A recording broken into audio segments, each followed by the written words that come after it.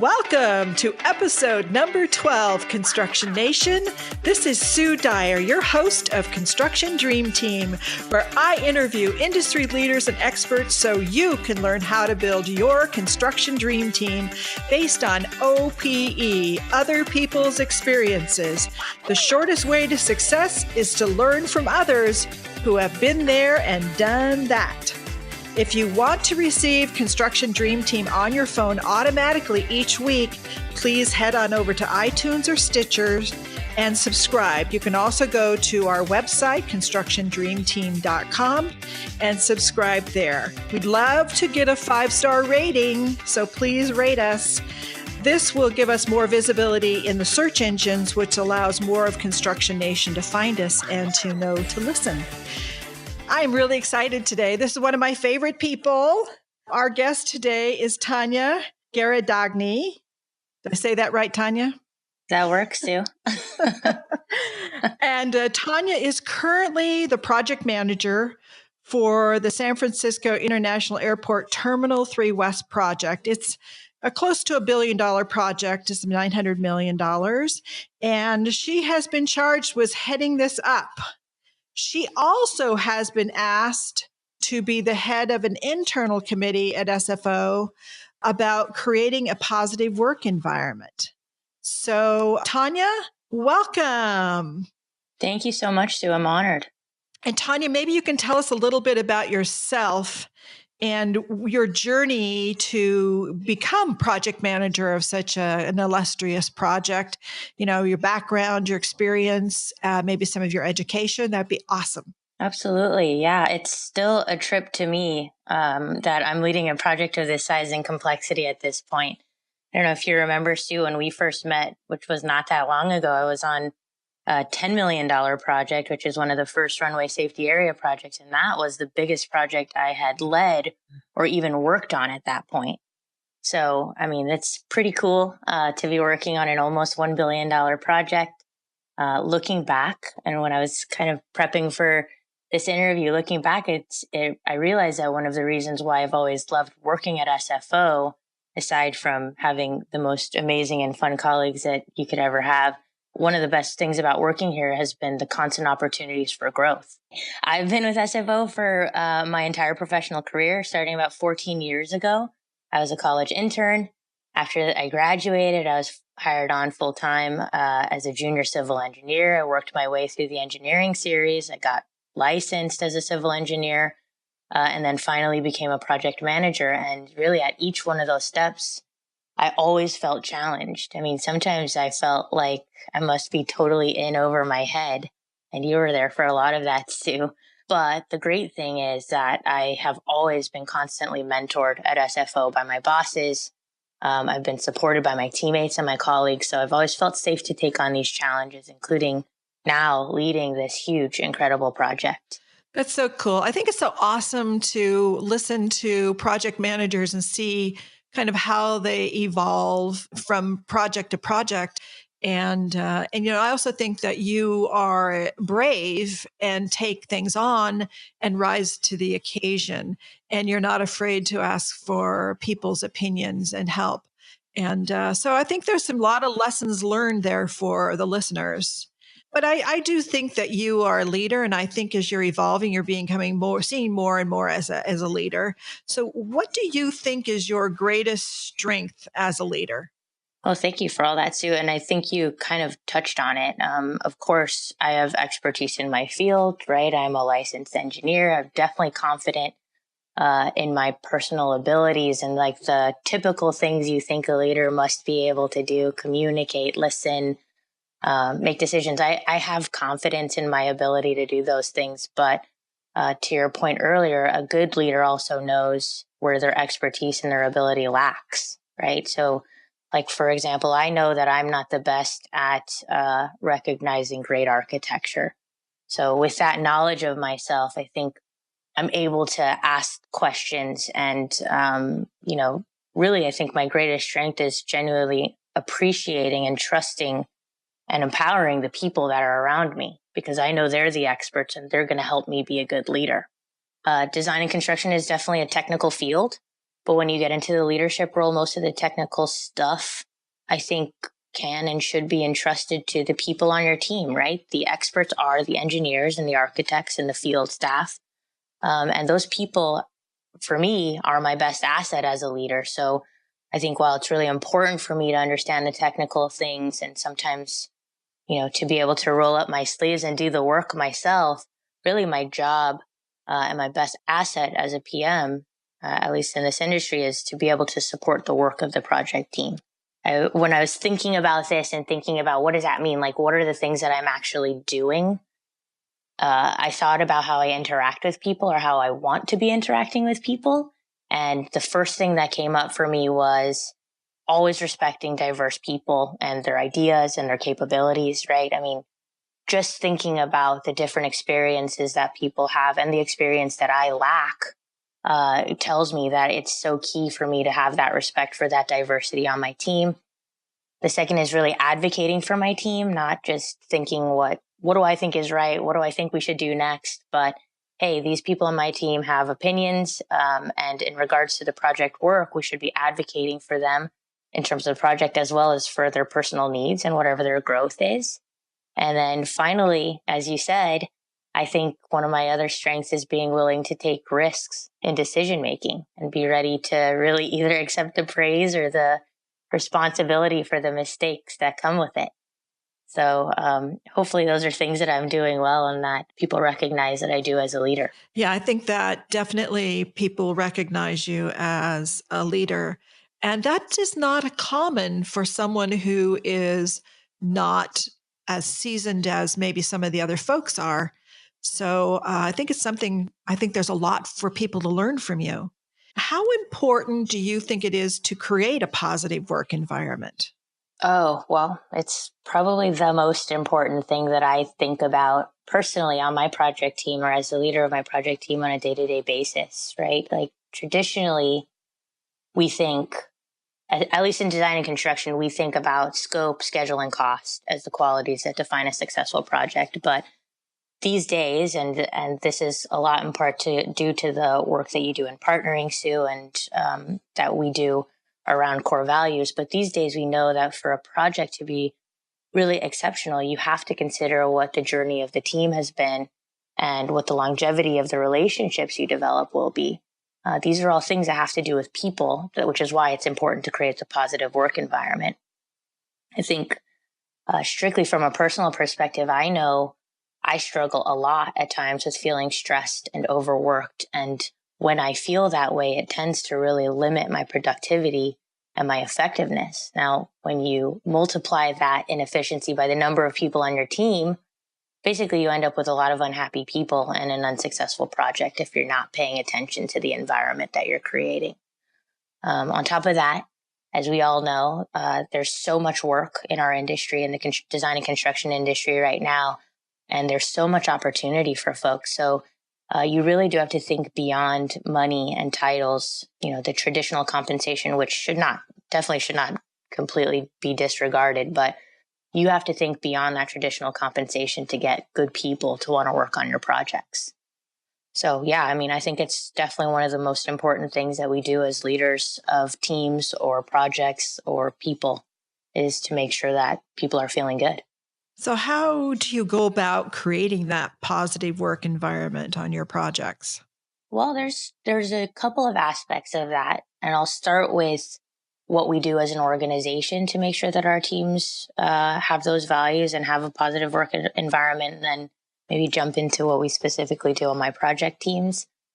So the first step, I think, is really creating a positive work environment is defining what the positive values of your team are or what your organization are, right? SFO does a really good job of this by stating our values very clearly in our RFPs.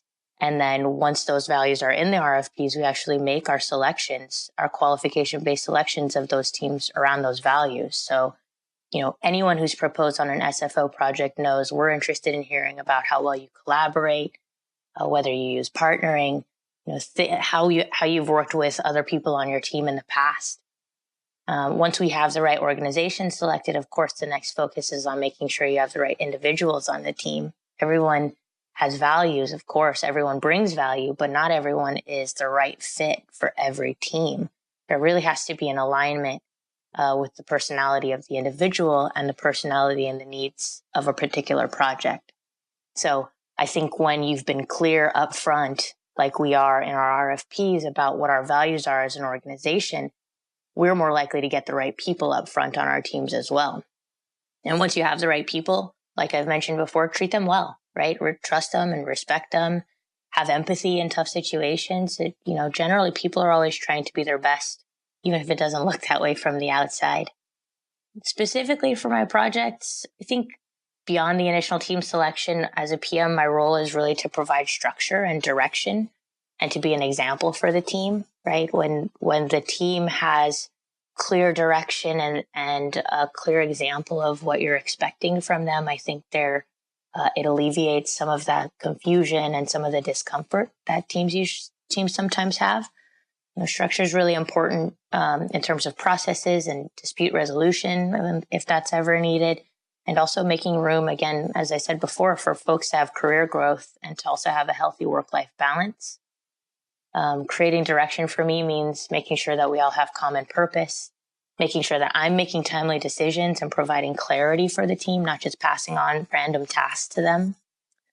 And then finally, I think the most important thing for me to do, and I hope I'm doing, is that I'm displaying the positive values like my work ethic, credibility, accountability, integrity that I want to see on my team, so that they know they have an example of, I guess, what that positive environment would look like, or what that positive team member would look like.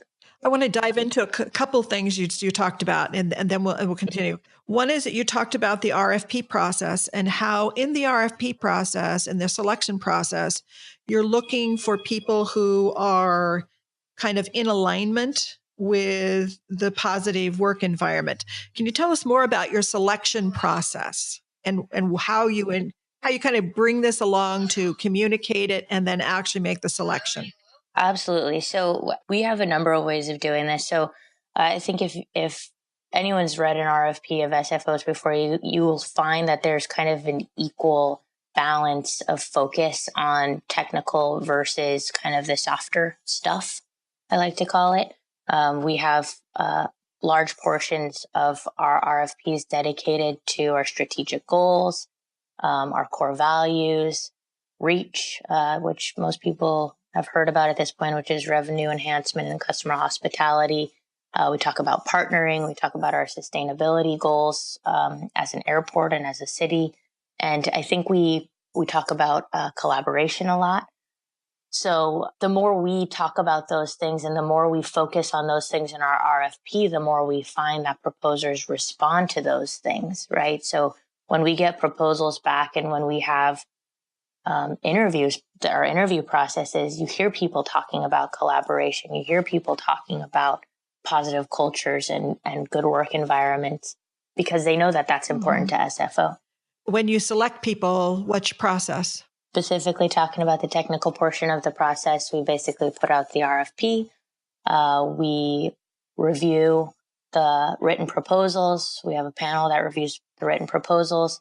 They select highest scoring teams. Those teams move on into an interview process. We usually use a scenario-based interview process. Sometimes it changes depending on the type of project. And then those folks move on to get the project. So tell us about the scenario base, because that's what I've heard a lot of people talking about, the scenario based process where it's based on how well the team collaborates. So the scenario based process is really cool. And I think it's probably pretty gut wrenching for the people that are up there, but to be watching it and to have a part of it is pretty cool. Basically, we ask scenario based questions as opposed to having folks just present about their organization or about their team as they would kind of off the cuff. We basically ask questions, some technical questions, and then sometimes collaborative type questions about how folks would interact with stakeholders or with the project team or with the owner, which is us as the airport. And we ask the question. We give the team a number of minutes to kind of strategize about their response to the question. We actually watch them strategize for their response to the question. And then we give them a number of minutes to respond formally. So not only do we get to see what the result of their collaboration is, we get to watch how they collaborate. The team can engage the project manager, the airport's project manager who's sitting in the room if they need to for any clarification. So you can actually see how the team would interact with the PM, with the owner's PM through that process. It's pretty interesting. That's awesome. I've heard a couple other owners tell me that they used the process and they were amazed, and that the selection they made was completely different than what they would have otherwise made. So Yeah. I think it's kind of very interesting. The other thing you mentioned was personality fit. So what do Mm-hmm. you do to kind of make sure that the personalities fit? Well, that's a really tough one, Sue. I mean, I don't want it to be misconstrued as, this is my personality and I'm the owner's PM, so everybody has to be like me. It's definitely not about that. It's really about can everybody get on the same page about what they want the project to be? Like, what is the environment like on this project? Are we going to be the type of team that writes emails about everything that we need to communicate about? Are we going to be the type of team that's able to text one another for direction here and there as we need it? I don't want it to be misconstrued as everybody has to be the same on the team, because definitely that's not the case. You really do want diversity on your team so that you have a bunch of different types of experiences and you can all learn from one another, certainly. How to get the right personalities on the team is tough. Basically, as I mentioned, you state your values up front. And if you see people that are not aligning with those values, you have to communicate constantly and swiftly. You have to do it right off the bat as soon as you see things are not aligned. And if any people are not able to kind of get in line with the culture that the project team is fostering, then sometimes you make a replacement, right? And, that can sound bad, but really at the end of the day, if a person's not fitting in well with the team, then it's probably not good for them to stay on the team as much as it isn't good for the team, right? And what do you do if it's somebody that's on your own side? I think you have to treat it the same way. And I don't have all the power in the world to say who comes and goes on the team, especially on SFO's side. But in terms of the core team, I think if it's not a right fit, you need to address it. And then if you extend it out to stakeholders where you can't switch people up, where you don't have the authority to do something like that, then you as a team have to find a different way of engaging them, right? Like if you have a stakeholder who just doesn't show up to meetings, then maybe I need to schedule coffees with them once a month so that I can get whatever information I need from them over a cup of coffee instead of in a big formal meeting. Awesome. Well, I'm going to switch it up a little bit and talk a little bit about the internal workings that you're doing. I know SFO has their values, and they have a groups committees that work on reaching for number one, which is the vision. Mm-hmm. And you're heading up one of those committees on creating a positive work environment. So what kinds of things are you guys coming up with for creating a positive work environment within the organization? Yeah, this is a good one. And let me just clarify that SFO totally has a really great work environment already. I think the retention rate kind of proves that, right? Like I started as an intern and I've been here my whole career, and I'm not the only one. There's many of us who started as interns. So my committee really exists to make sure that SFO is kind of staying exceptional and staying ahead of the times, keeping its values at the forefront through all of the hard work and successes that are currently happening in the organization. Like you said, this committee is just one of several committees in the reaching for number one structures. And basically, within the committees, employees from around the airport are participating in and leading different committees that really aren't usually in their immediate job description. I certainly don't have a background in organizational behavior or anything like that, but I assume my selection as a leader of this committee has something to do with level of confidence in my ability to promote positive work culture on my teams so far. Really, the committee's charge is to infuse our core values into our day-to-day interactions. I was able to listen to Ivar's interview with you, which is your second episode, Sue, over the weekend. Thank you for listening. Yeah, of course. And he talked about, he actually stated all of our core values, but basically our core values center around keeping SFO safe, right? Having a great place to work, treating each other with respect, and being innovative. And our committee's charge is to find a way to make those values more obvious in the day-to-day interactions. You specifically asked me what things we were coming up with to do that. And the honest answer is we haven't come up with anything solid yet. We've had a lot of great ideas on the committee, but we're challenging ourselves this year to try to be visionary. And it's weird to say that about something that I'm doing and I'm leading, because I don't know. I don't consider myself to be a visionary type person, but in regards to this committee, which is certainly one of the most challenging things that I've been involved in here at SFO, particularly because it's not in my background.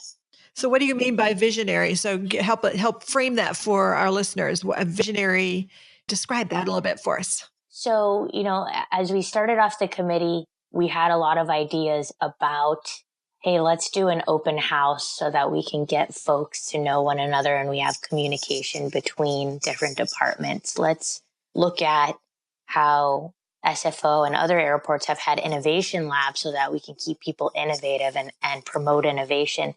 And when it came down to it, we realized that we shouldn't be a committee that organizes events. We should be a committee that figures out a way to create a vision for SFO that is positive and long-term and is sustainable as a culture shift for the airport, right? Like, of course, we're already doing a really great job of workplace culture here, but how can we make that culture or those positive interactions more innate, just in the way that people are naturally interacting with each other? And that's not going to be accomplished by an open house or, employee breakfast or whatever. Those things are really good. Those things are really great for bringing people together and for celebrating, for sure. Not to minimize that at all. But if this committee is going to truly be successful, we want to allow ourselves to take the time to think at a higher level about what can we do that will really be sustainable for the airport. And, I can compare it back to the REACH document that was developed here, right? We've always strived to have great design and customer experience and all of those things. But until the REACH document was developed, people didn't have something to point to that said, this is my standard. This is the way that we're going to do business. And, 4 years later, 5 years, however long it's been since that document was created, you still hear people talking about REACH that way. This is an identity for SFO. And the challenge for our committee is trying to figure out how to create that type of identity for positive workplace culture at SFO. So we're still working on it. There's definitely more to come on this. No, it takes a while to actually get to the point where you're kind of up at that strategic level, which is what I think you guys are working to try to achieve, which sounds very exciting. And it is, and challenging.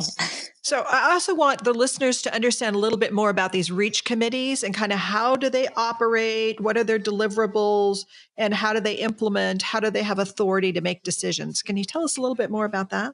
Absolutely. And, I'm a participant. Certainly, there are people who have their day job is to organize these things. So I'll tell you as much as I know as one of the committee leaders, as a new committee leader. I've been on committees in the past, but this is my first time leading one.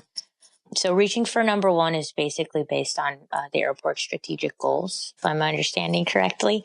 And I think there are about a dozen committees, a few handfuls of committees that basically take on different strategic goals or different strategic ideas for the airport.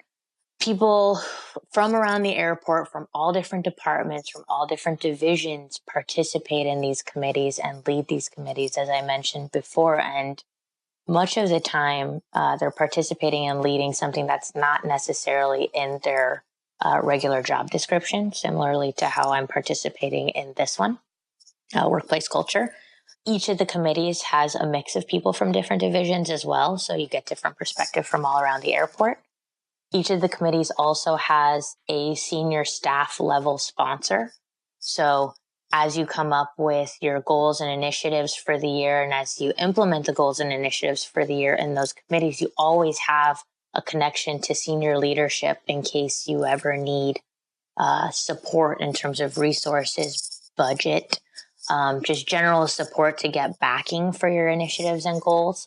We are lucky on Workplace Culture that our sponsor is Jeff Littlefield, who is the Chief Operating Officer of the airport, and he supports and has offered all kinds of support for any initiatives we want to come up with. As soon as we can pin one down, we'll take them up on that offer. But basically, all of the committees are linked back through senior leadership, and they set goals and initiatives for the year. We report back, leaders report back to the leadership of the Reaching for Number One program quarterly. And at the end of the year, we talk about the things that we've accomplished. So a lot of committees do throw events or have specific deliverables, things you can touch and feel, I guess, that come out of their committees. And, going back to Workplace Culture Committee, the real challenge for us has been, what is that deliverable going to be? And does it really need to be something you can touch or feel, or is it a vision that we are able to spread a different way? Mm-hmm. That's very exciting. Thank you for doing that, because I think it's really important for people to understand a couple of things. One is that they're working to get congruence, alignment throughout the entire organization around the strategy of the organization helps the projects know what they need to do. I mean, the REACH document is there because it helps them know what is of value. Right. And then secondly, I think it's important because projects don't operate in a vacuum. So what goes on within the organization, particularly owners' organizations, but really all organizations, has an impact. And so here's an idea for what you might do to help get alignment between your organization and your project needs. I mean, they should be aligned. So I thank you for that. Also, I'm hoping that we can attach the REACH document to the show notes so people can have access to that. Absolutely. So wonderful. But I know you're very humble, and I appreciate that. But I know you've been around a while, and not everything has always gone positive. Of course What not. is the biggest challenge you've ever faced and then in your career? And kind of take us back to that worst moment you've ever faced, and let us share that with you. Yeah, well, Sue, I'm going to use one that you were a part of and that you always talk about when I'm having tough times, and you remind me about all the time, which was a day that we had a really big fiasco on the runway safety area project, which was a pretty high visibility project that I worked on a few years ago. I think you remember, and anybody who's listening who worked on that project, because there's quite a few of us. It had been a really grueling summer of nonstop work.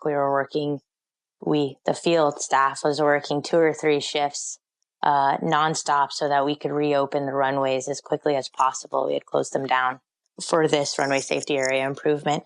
And about a day or two before opening, when basically everything was done and we were just kind of tightening up loose ends, punch list items, things like that, a day or two before opening, a sweeper ran over and damaged this installed custom material that certainly was not readily available and could have delayed the project considerably. And opening delays are always bad, but in this case, it would have impacted flight schedules throughout San Francisco, the country, the world, even, because folks were relying on the runways to get open. So this was a huge deal for us, and it was really a fiasco because we were about good and done and about to pat ourselves on the back when this happened. So as soon as everyone was notified, we gathered a small quick response team, right? The project management level and field level leadership from the owner and the contractor. Our executive leaders on both sides empowered us to make quick decisions and to spend a little bit of money to accelerate getting replacement materials installed. And we were able to reopen as planned.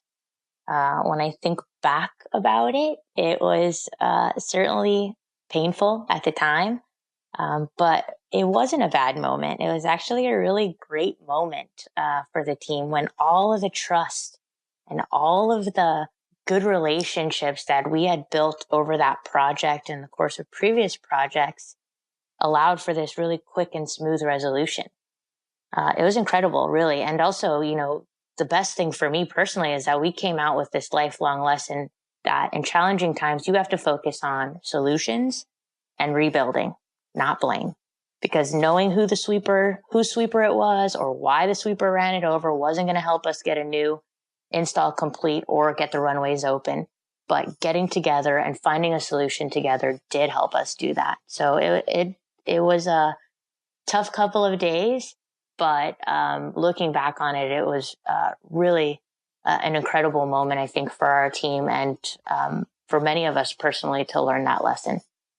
I also love what this team did in that whenever there was an issue, but certainly with this one too, there wasn't time to really fuss about what's the best issue or the best solution for the issue. You guys would jump in and come up with 2, 3, 4, 5 ways to resolve it and implement all of them. Yeah, that's right. I mean, we were so lucky to have a team of going back to how we started this conversation, Sue, this team was handcrafted to be able to have the right people with the right technical expertise, with the right go get it done kind of personality to be able to handle a project that, typically would take over 2 years to build and build it in 3 months. So, we took the time up front, and I was one of the people that was handpicked to be on the team because I wasn't even part of the team to start with. But the time that it took up front to make sure that we had all of the right individuals on the team made all the difference in the world. I mean, that's not to say that we started the project and immediately everybody was on the same page. Absolutely not. We used partnering. We used our personal skills, right? Ask each other, how's your day going before you jump into work? Those types of little things to make sure that we were getting to know one another and we were caring about each other on a personal level so that when project issues arose, we could just jump in and solve problems together. As I recall, there was something about a vacation from email too. Oh, yeah. Well, yes, I think every team needs to do this because you start a project and everybody gets so used to emailing. Even if you take a 24-hour break from email, it changes the way that people communicate long term, right? So my counterpart on the project, so I was one of the SFO project managers on the project because it was such a huge area that we were working in. But my counterpart on the contractors team and I were on speed dial on each other's phones. I mean, I probably talked to him, I don't know, half of the day. I was probably on the phone or sitting in a meeting or sitting in his office or my office with him at least half of the day. First thing in the morning, I called him. Last thing at the end of the day, I was talking to him. So, that one-on-one personal communication was so important. And only after we had discussed something did we sit down to write an email just to make sure that the team was aware of any arrangements that we had agreed on or to document something for a change order or whatever. So almost all of my emails during that project started with, as we discussed. So, and I think that's the way it should be. If you have the time and the capacity to make phone calls or be there in person really is even better. You should do that. So, what advice would you give to leaders who want to create a positive work environment? What's something they could do?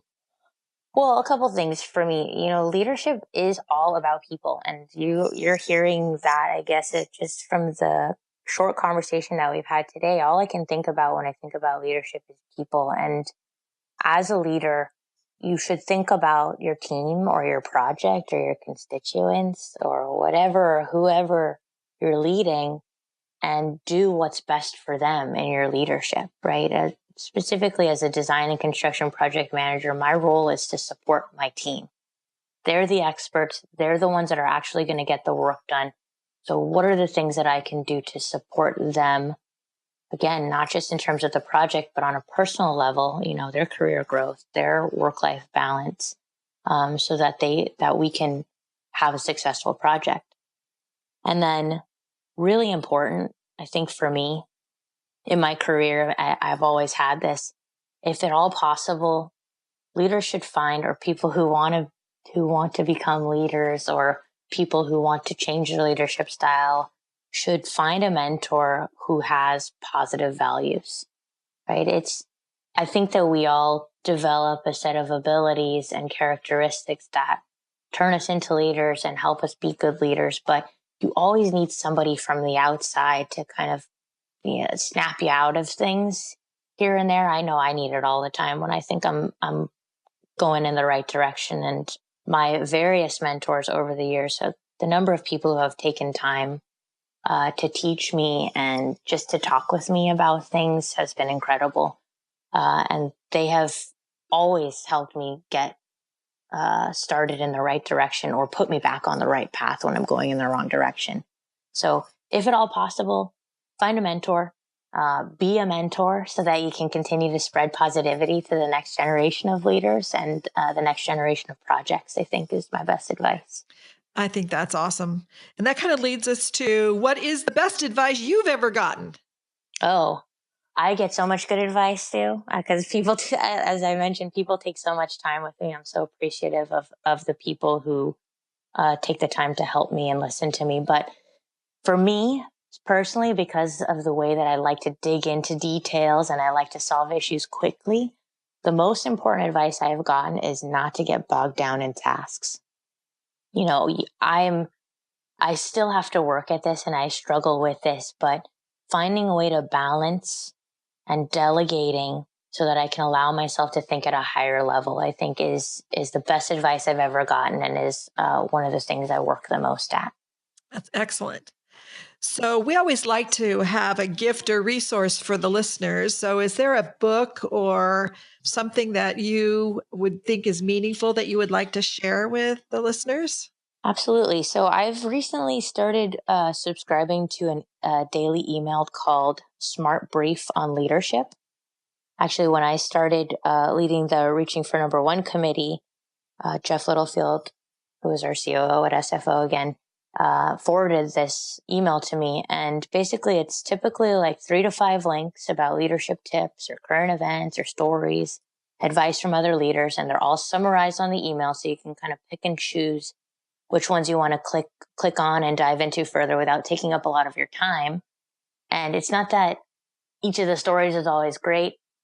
There usually is 1 or 2 really good nuggets that I do click on, but it really has been a great resource for me to keep my leadership goals in mind on a daily basis. I get that email first thing in the morning, and it just gives me a reminder about, what my position is, what my purpose is for the day. So I would share that with folks who are willing to get one more daily email in their inbox each day.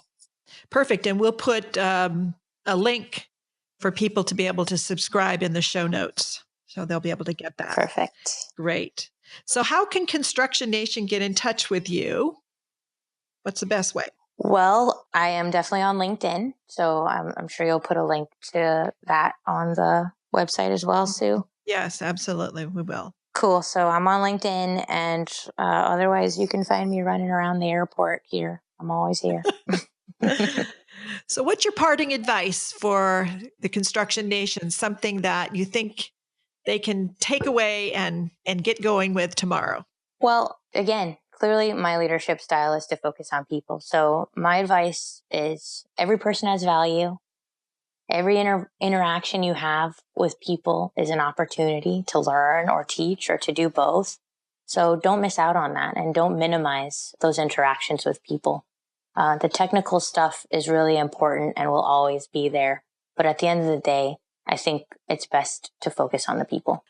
I thank you so much, Tania, for being here. I think this is going to be an awesome episode for the listeners and for Construction Nation.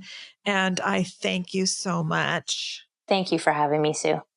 So Construction Nation, just remember, dream teams don't just happen. They are built one step at a time. Why not send out this episode to your entire team so they can help you? The more people you have helping, the faster you can build your construction team. You can't have your dream until you build your team. So head on over to constructiondreamteam.com to sign up for our newsletter. And don't forget to subscribe on iTunes or Stitcher. And we would love it if you would give us a 5-star rating. Construction Dream Team drops every Monday morning at 4 a.m. Pacific Standard Time. So please join me next week when I will interview another industry leader or expert so you can learn how to create your construction dream team. Thank you so much for joining me today. I will catch you next time.